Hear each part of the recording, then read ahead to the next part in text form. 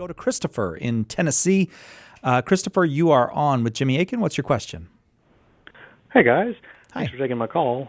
So my question is, how do I deal with a priest that is borderline sedevacantist? I say borderline because he doesn't outright say that the chair is vacant. But he does spend time during his homilies to not only criticize the Pope, but also his writings. Most recently, Amoris Laetitia, which, by the way, thank you guys for your write-up on that. The Catholic Answers website. That was immensely helpful to me, at least as far as being able to understand what was going on there. But back to this predicament, Father has an interesting theory that I won't go into here, but basically boils down to he doesn't know who the valid Pope is what he says. Whoa. But out of an abundance of caution, he still says Francis during the prayers of the faithful. So it's irksome, to say the least. And a few of us, parishioners that is, have tried to talk to him about it, and he, for lack of better terms, pulls rank on us, saying that we're just not as studied on the current situation as he is. I mean, I get that he's not an ultramontanist. That's fine. I can dig that. But if he's referring to the Pope by his given name instead of his papal name and criticizing him during Mass and in his podcast because he's hip on technology, is there anything that we as lay people can do about it if we feel that it's inappropriate for him to do so, is it appropriate for him to do so? Okay, so let me make sure of something now. You've already talked to him personally, right? Yes. Okay.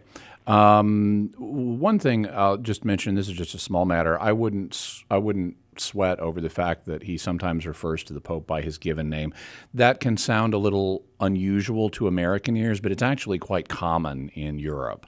If you read like famous Vaticanistas, journalists who make a study of the Vatican, like Sandro Magister and people like that, who are quite orthodox, they will regularly talk about, Papa, or not just him, but for a long time, they'll say, Papa Wojtyla.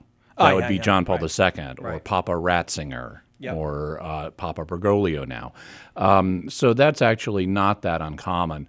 Now, if he was calling him George, well, okay, that's a little familiar for His Holiness, but I probably wouldn't worry too much about that. The thing that concerns me is that this guy is saying he's not sure who the Pope is, and that's a serious thing, and it's a very problematic thing for a priest to say in an ordinary parish setting. I assume that you're going to an ordinary diocesan parish and not like some kind of independent chapel. Is that correct, Christopher? That's correct. Yeah, so this is like totally over the line for a priest who has the care of souls in a parish to be publicly doubting who the Pope is. That's just way over the line. And so you've tried talking to him already on your own, and I'd probably go back to him and say, look, this is a really unreasonable sentiment to be expressing to the faithful, because it's going to scandalize them, and not just in the sense of outraging them, but tempting them towards the sin of schism. And because if Father's expressing these doubts, then that's going to stir up doubts on their part, and that could lead people into schism, which is a grave sin and a canonical crime.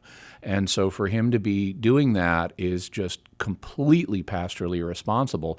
And I'd be frank with him and say, if you have doubts that are like this, and you're expressing them in public, that's something I think you need to have a talk with the bishop about.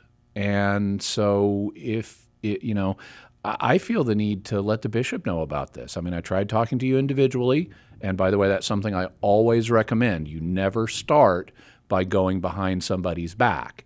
You start the way our Lord said to in Matthew 18, which is talking to the person directly.